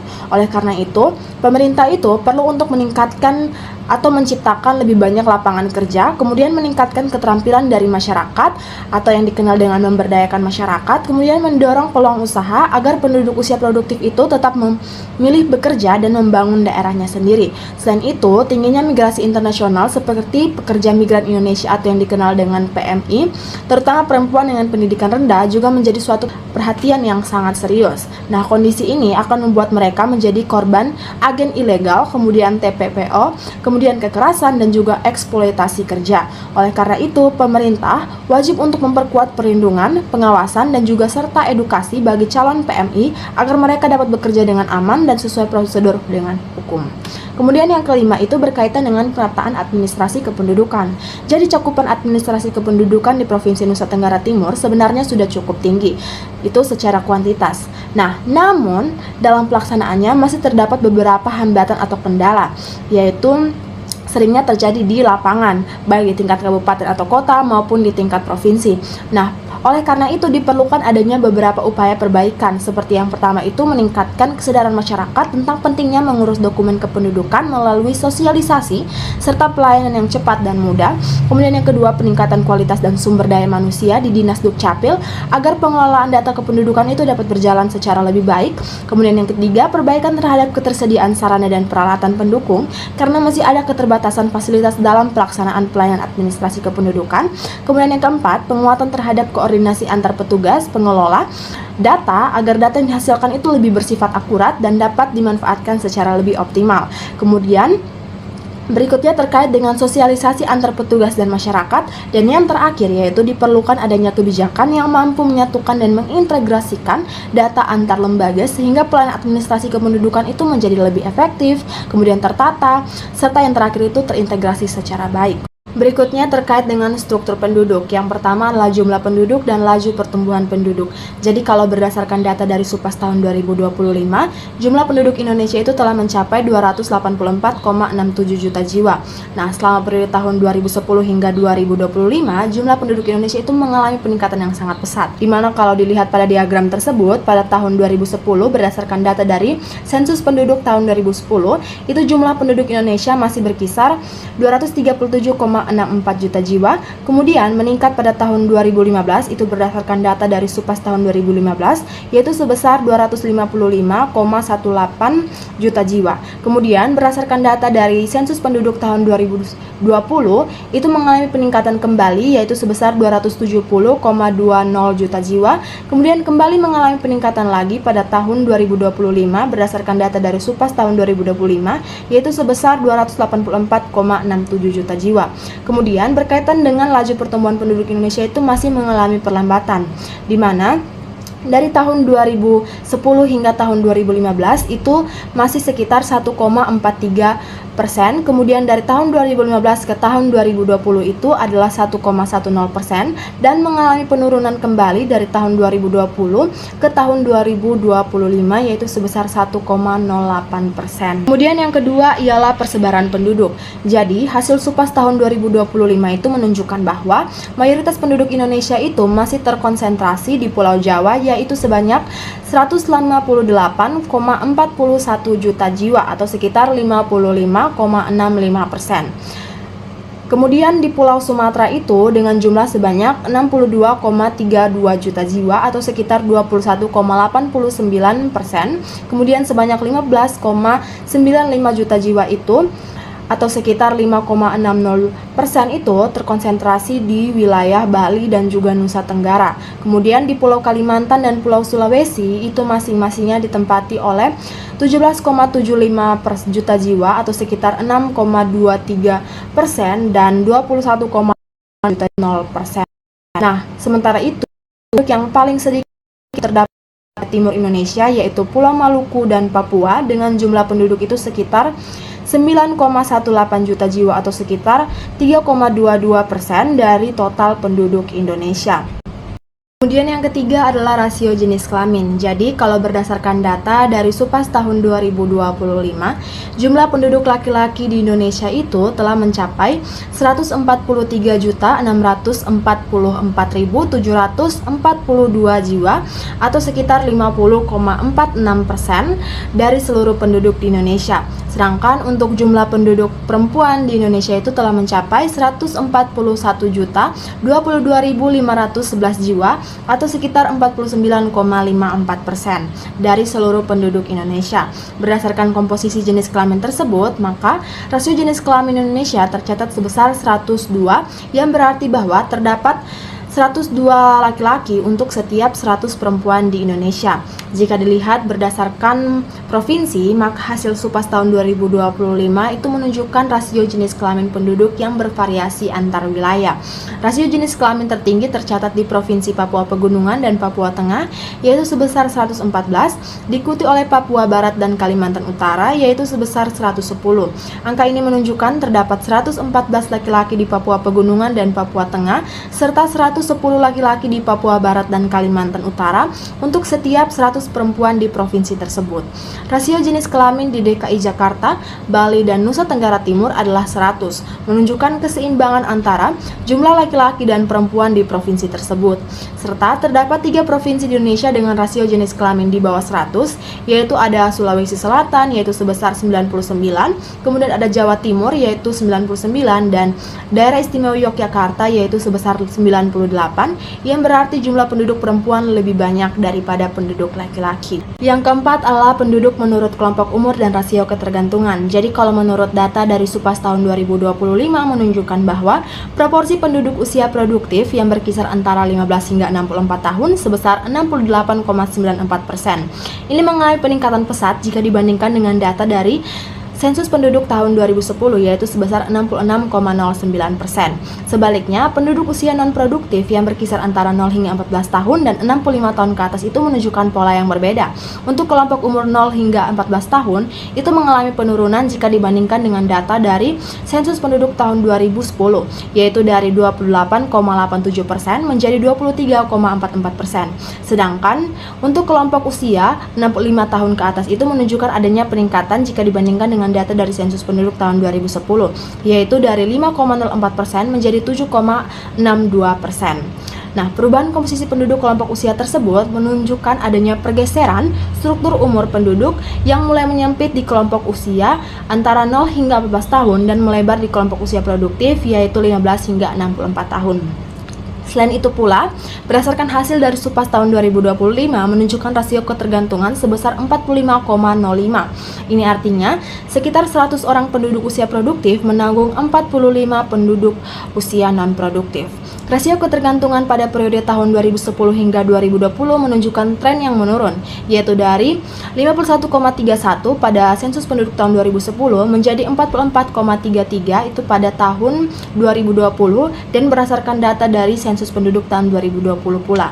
Hasil Supas tahun 2025 juga menunjukkan rasio ketergantungan yang meningkat mencapai 45,05 untuk nasional dan rasio ketergantungan provinsi. Jadi selama periode tahun 2015 hingga 2025, rasio ketergantungan masih berada di bawah angka 50 dan Indonesia masih berada pada fase bonus demografi. Yang terakhir adalah penduduk menurut generasi. Jadi berdasarkan tahun kelahiran, penduduk itu dibedakan menjadi beberapa generasi. Di sini ada generasi pre-boomer, baby boomer, generasi X, generasi milenial, generasi Z, dan post-Z. Nah, berdasarkan data dari Supas tahun 2025 menunjukkan bahwa generasi Z menjadi kelompok dengan persentase yang tertinggi yaitu sebesar 24,93%, diikuti oleh generasi milenial yaitu sebesar 24,34%. Kombinasi dari kedua generasi muda ini mencakup hampir seluruh populasi yang ada di Indonesia. Ini menunjukkan bahwa dominasi generasi produktif dalam struktur penduduk saat ini. Kemudian berkaitan dengan kontribusi dari 4 generasi lainnya mencapai 50,73%, yang terdiri dari generasi X sebesar 19,70%, post generasi Z sebesar 19,65%, generasi baby boomer sebesar 10,31%, dan generasi pre-boomer sebesar 1,07%. Yang berikutnya saya akan menjelaskan mengenai fertilitas di Indonesia. Yang pertama itu berkaitan dengan total fertility rate atau TFR.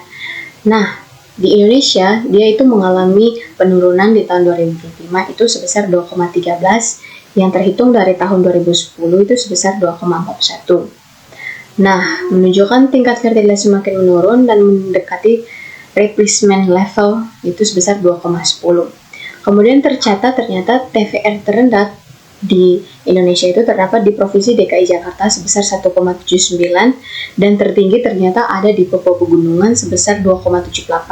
Kemudian Nusa Tenggara Timur memiliki TFR cukup tinggi yaitu sebesar 2,72. Kemudian yang kedua itu berkaitan dengan specific fertility rate, yaitu kelahiran usia remaja 15-19 tahun menurun dari 41,30 menjadi 16,99 per 1000 perempuan. Kemudian fertilitas tertinggi berada pada usia 25-29 tahun yang sebesar 124,95 per 1000 perempuan. Kemudian yang ketiga itu berkaitan dengan crude birth rate atau CBR, yaitu berkaitan dengan CBR Indonesia itu sebesar 16,18 untuk kelahiran per 1000 penduduk. Kemudian dia mengalami penurunan jika dibandingkan tahun 2020 itu sebesar 17,7. Kemudian tercatat bahwa CBR tertinggi di Provinsi Nusa Tenggara provinsi di Indonesia itu ternyata terdapat di Papua Pegunungan itu sebesar 22,26 dan terendah itu masih ada di Provinsi DKI Yogyakarta itu sebesar 12,98. Kemudian yang keempat itu berkaitan dengan CPR. Nah, CPR Indonesia atau kontrasepsi prevalensi rate. CPR Indonesia itu mencapai 62,56%, meningkat jika dibandingkan di tahun 2015 itu hanya sebesar 61,60%. Kemudian menunjukkan penggunaan kontrasepsi semakin meningkat, yang dimana hal ini berkaitan dengan kesadaran masyarakat terhadap program KB dan akses pelayanan kontrasepsi semakin baik, karena sudah ada kemajuan terkait penggunaan kontrasepsi. Selanjutnya materi yang berikut adalah mortalitas. Mortalitas terbagi atas beberapa bagian, yaitu bagian yang pertama yaitu angka kematian kasar atau crude death rate atau CDR. Angka kematian kasar atau crude death rate atau CDR adalah angka yang menunjukkan banyaknya kematian yang terjadi di suatu wilayah per 1000 penduduk pada suatu periode tertentu. Berdasarkan hasil dari Supas tahun 2025, CDR di Indonesia sebesar 6,45, di mana ini mengindikasikan 6 hingga 7 kematian per 1000 penduduk di Indonesia. Dibandingkan hasil LF LFSP 2020 terdapat kenaikan 1,71 poin. Kemudian pada bagian yang kedua, angka kematian penduduk usia dini, di mana angka kematian penduduk usia dini digambarkan oleh beberapa indikator, yaitu angka kematian neonatal atau neonatal mortality rate atau NMR, di mana angka kematian bayi atau infant mortality rate atau IMR, dan angka kematian anak atau child mortality rate atau CMR, dan angka kematian balita atau under 5 mortality rate, di mana angka ini merujuk pada kematian bayi berumur 0 hingga 28 hari. IMR merujuk pada kematian bayi sebelum umur 1 tahun, sedangkan CMR merujuk pada kematian anak umur 1 sampai 4 tahun, dan yang berikutnya merujuk pada kematian anak sebelum umur 5 tahun, di mana IMR menunjukkan banyaknya kematian bayi berusia di bawah 1 tahun per 1000 kelahiran hidup pada tahun tertentu. Hasil SUPAS tahun 2025 mencatat IMR Indonesia atau IMR Indonesia sebesar 14,12 kematian bayi, yang berarti angka ini telah menurun hampir setengahnya jika dibandingkan dengan hasil SP 2020 sebesar 26,09. Hasil SUPAS tahun 2025 juga menunjukkan terdapat disparitas IMR antar provinsi-provinsi, di mana Provinsi DKI Jakarta mencatat IMR terendah sebesar 9,26, sedangkan Papua Pegunungan masih memiliki IMR tertinggi, yakni mencapai 37,04. Di mana kematian bayi atau angka kematian bayi atau infant mortality rate menurut provinsi di Indonesia, hasil SUPAS 2025 NMR mencerminkan keadaan kesehatan ibu dan bayi terutama pada tahap kehidupan bayi yang paling rentan. Hasil SUPAS tahun 2025 menunjukkan bahwa NMR sebesar 8,95 dan mengalami penurunan dibandingkan hasil LF SP 2020 sebesar 9,30. Hasil SUPAS tahun 2025 menunjukkan terjadinya penurunan CMR dari 2,98 menjadi 2,26 terhadap hasil LFSP 2020. Sedangkan under 5 mortality rate hasil SUPAS 2025 adalah sebesar 16,38 jika dibandingkan dengan LFSP 2020. Under 5 mortality rate mengalami penurunan sebesar 3,45 poin, di mana under 5 mortality rate merupakan salah satu indikator yang paling penting untuk menilai suatu kondisi kesehatan dan juga kesejahteraan anak di suatu wilayah. Pada bagian yang ketiga, yaitu angka kematian ibu melahirkan atau maternal mortality ratio atau MMR, di mana angka kematian ibu melahirkan atau MMR adalah kematian perempuan pada saat hamil, melahirkan, atau kematian dalam kurun waktu 42 hari sejak terminasi kehamilan tanpa memandang lamanya kehamilan atau tempat persalinan. Berdasarkan hasil SUPAS tahun 2025, MMR di Indonesia sebesar 144 jika dibandingkan dengan hasil LFSP 2020. MMR mengalami penurunan sebesar 45 poin dan selama 15 tahun terakhir penurunannya mencapai 202 poin di Indonesia. Berdasarkan wilayah terdapat disparitas MMR menurut pulau di Indonesia. Hasil SUPAS 2025 menunjukkan bahwa Pulau Jawa, Bali, dan Sumatera mencatatkan nilai MMR yang lebih rendah dari nasional, yaitu berturut-turut sebesar 114 dan 130. Sedangkan 3 pulau lainnya memiliki nilai MMR yang lebih tinggi dari nasional, yaitu Pulau Kalimantan sebesar 164, Pulau Sulawesi sebesar 214, dan Pulau Nusa Tenggara, Maluku, dan Papua sebesar 317. Mobilitas penduduk satu migrasi internal. Migrasi seumur hidup adalah perpindahan penduduk berdasarkan perbedaan provinsi saat lahir dan tempat tinggal saat survei. Hasil SUPAS 2025 menunjukkan sekitar 9 dari 100 penduduk Indonesia merupakan migran seumur hidup. Provinsi dengan presentasi migran masuk seumur hidup tertinggi yaitu Kabupaten Riau dengan sebesar 38,86%. Sementara itu, beberapa provinsi menjadi daerah pengirim migran terbesar seperti daerah istimewa Yogyakarta yaitu sebesar 21,68%. DKI Jakarta sendiri itu memiliki karakteristik khusus karena angka migran masuk 26,16% dan migran keluar sebesar 25,40%, yang berarti sama-sama tinggi. Adapun provinsi dengan presentasi migran masuk relatif rendah antara lain Papua Pegunungan Jawa Timur, dan Nusa Tenggara Barat. 2. Migrasi resen. Migrasi resen adalah perpindahan penduduk yang diukur berdasarkan perbedaan tempat tinggal saat survei dengan tempat tinggal 5 tahun sebelumnya pada penduduk usia 5 tahun ke atas. Hasil SUPAS tahun 2025 menunjukkan bahwa sekitar 15 dari 1.000 penduduk Indonesia usia 5 tahun ke atas merupakan migrasi resen antar provinsi.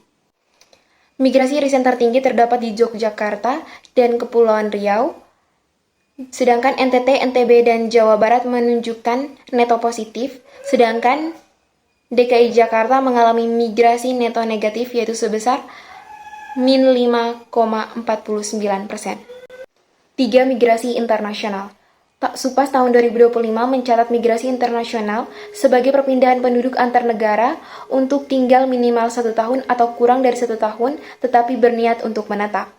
Pada periode 2022 sampai dengan 2025, angka migrasi masuk internasional ke Indonesia tercatat sebesar 0,61% atau sekitar 537.000 orang, yang berarti rata-rata 61 orang per 100.000 penduduk setiap tahun.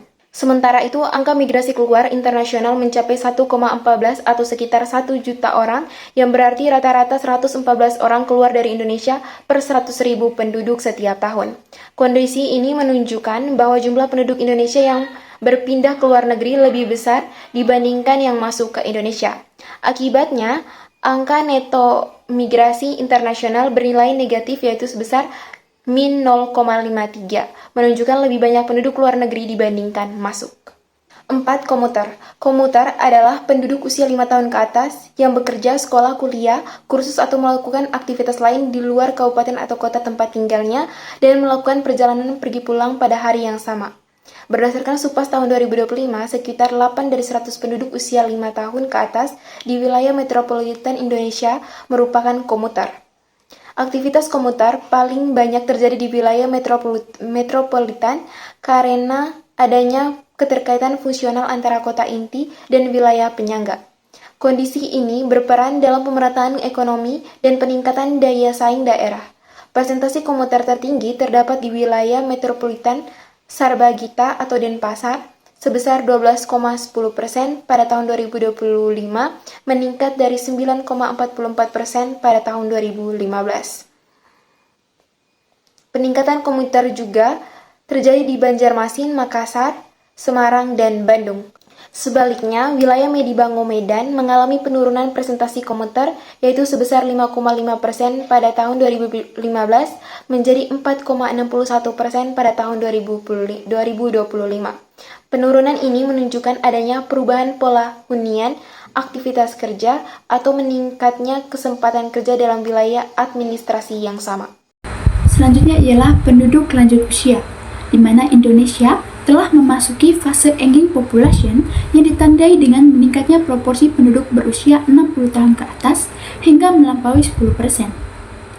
Data SUPAS 2025 menunjukkan bahwa tren penuaan penduduk terus mengalami peningkatan dari waktu ke waktu. Pada tahun 2010, persentase lanjut usia tercatat sebesar 7,59%. Kemudian naik menjadi 8,47% pada tahun 2015 dan kembali meningkat menjadi 9,93% pada tahun 2020. Pada tahun 2025, angka tersebut mencapai 11,97% dengan proporsi lansia perempuan mencapai 12,61%, lebih tinggi dibandingkan lansia laki-laki yaitu sebesar 11,34%. Kondisi ini menunjukkan bahwa struktur demografi Indonesia semakin didominasi oleh kelompok lanjut usia. Peningkatan jumlah lansia ini membawa konsekuensi penting, terutama dalam penyediaan layanan sosial, kesehatan, serta sistem perlindungan yang lebih adaptif dan responsif terhadap kebutuhan kelompok lansia. Selain itu, fenomena penuaan penduduk di Indonesia tidak terjadi secara merata di seluruh wilayah, melainkan menunjukkan variasi yang cukup signifikan antar daerah. Berdasarkan data SUPAS 2025, daerah istimewa Yogyakarta menjadi wilayah dengan persentase lansia tertinggi, yaitu sebesar 17,83%. Posisi berikutnya ditempati oleh Jawa Timur dengan 15,45% dan Bali sebesar 15,07%. Di sisi lain, wilayah dengan persentase lansia terendah berada di kawasan timur Indonesia, seperti Papua Tengah yaitu 6,71%, Papua Barat 6,77%, dan Papua Selatan yaitu 6,81%. Perbedaan ini mencerminkan adanya ketimpangan dalam struktur umur penduduk antar wilayah. Selain itu, melihat jumlah dan persebarannya, Supas 25 juga menggambarkan sumber utama pemenuhan kebutuhan ekonomi lansia, di mana sebagian besar lansia masih bergantung pada dukungan keluarga, baik dari pasangan, anak, menantu, maupun kerabat lainnya, dengan proporsi mencapai 48,56%. Sumber pendapatan terbesar berikutnya berasal dari pekerjaan, yakni sebesar 37,72%, yang menunjukkan bahwa masih banyak lansia yang tetap aktif secara ekonomi. Sementara itu, kontribusi dari pensiun hanya sebesar 8,82%, diikuti oleh jaminan sosial atau bantuan sosial sebesar 2,42%, serta sumber lainnya sebesar 1,35%. Adapun tabungan dan investasi menjadi sumber yang paling kecil kontribusinya, yaitu hanya sekitar 1,13%. Berikutnya terkait dengan disabilitas penduduk. Jadi penyandang disabilitas merupakan setiap orang yang memiliki keterbatasan fisik, intelektual, mental, dan sensorik dalam jangka waktu lama yang dalam berinteraksi dengan lingkungannya mengalami hambatan atau kesulitan untuk berpartisipasi secara penuh dan aktif dengan warga negara berdasarkan kesamaan hak pada Undang-Undang Nomor 8 Tahun 2016.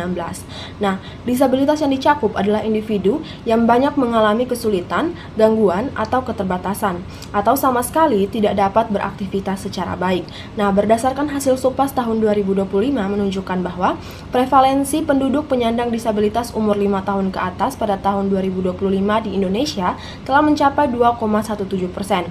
Angka ini meningkat jika dibandingkan dengan long form sensus penduduk tahun 2020, yaitu sebesar 1,43%.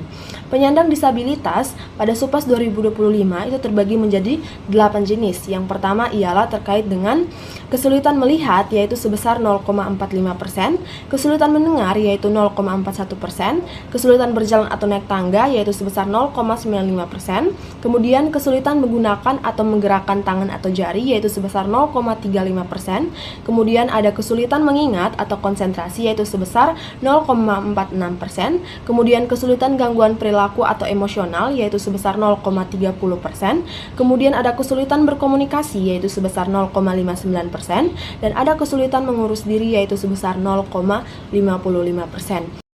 Berikutnya terkait dengan bahasa. Jadi berdasarkan data dari Supas tahun 2025 mengumpulkan informasi mengenai penggunaan bahasa Indonesia, penggunaan bahasa daerah dan penggunaan bahasa asing pada penduduk Indonesia usia 5 tahun ke atas. Nah, berdasarkan data tersebut ditemukan bahwa sebesar 98,12% penduduk Indonesia mampu menggunakan bahasa Indonesia, kemudian sekitar 73,82% penduduk Indonesia menggunakan bahasa daerah untuk berkomunikasi dengan keluarga dan masyarakat sekitar. Kemudian yang terakhir yaitu sebesar 6,28% penduduk Indonesia mampu menggunakan bahasa asing. Nah, jika dilihat berdasarkan generasi, maka generasi yang memiliki kemampuan bahasa Indonesia paling rendah terjadi pada generasi pre-boomer, yaitu sebesar 66,80%, sedangkan yang paling tinggi berada pada Gen Z, yaitu sebesar 99,79%.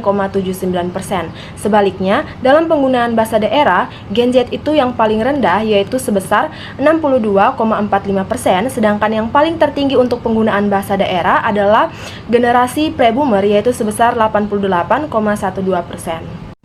Yang terakhir adalah kesimpulan. Jadi berdasarkan laporan kependudukan tahun 2024 menggambarkan kondisi, perkembangan, kemudian capaian dan berbagai permasalahan kependudukan di Provinsi Nusa Tenggara Timur berdasarkan dengan data yang tersedia. Salah satunya adalah Supas tahun 2025. Informasi ini menjadi dasar penting bagi pemerintah dalam menyusun kebijakan dan perencanaan pembangunan yang sesuai dengan kondisi dan kebutuhan masyarakat. Keberhasilan pembangunan kependudukan memerlukan adanya dukungan dan kerjasama dari berbagai berbagai pihak, baik dari pemerintah, kemudian masyarakat, dan pemangku kepentingan lainnya. Oleh karena itu, diperlukan sinergi yang kuat untuk mendukung pelaksanaan kebijakan kependudukan yang efektif, terarah, dan berkelanjutan. Laporan ini juga diharapkan dapat menjadi acuan dalam perencanaan pembangunan di berbagai sektor, serta bermanfaat bagi instansi maupun pihak lain yang membutuhkan data dan informasi kependudukan. Sekian dari kami, terima kasih.